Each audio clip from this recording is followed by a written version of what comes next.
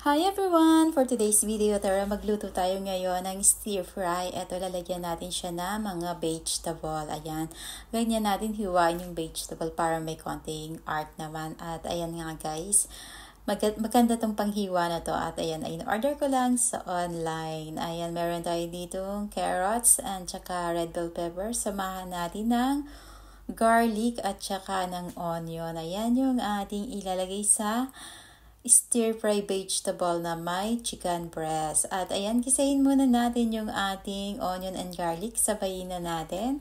Kailangan mainit yung mantika bago natin ilagay. Then ilagay natin yung carrots dahil yan yung matigas.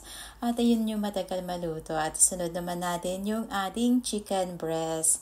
Ganyan lang kadali magluto ng chicken breast with vegetable stir fry. At lagyan natin to ng salt at saka pepper.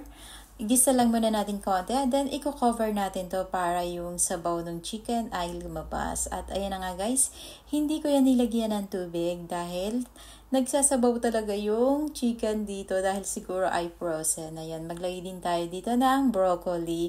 I-try nyo to at sure na magugustuhan nyo to. Masarap yung lasa nito. Pero yung pagluto nito ay walang sabaw para yung lasa talaga niya ay mapunta doon sa ating mga vegetable at saka doon sa ating chicken breast. Ayan, meron tayo dito soy sauce at saka oyster sauce. Ayan yung pampalasa natin dito. Thank you for watching my video. Sana magustuhan nyo ang aking mga videos. At paki-follow and share na rin po. Ayan guys, i-try nyo to at masarap at malasa tong aking chicken breast with vegetable stir fry. Thank you for watching!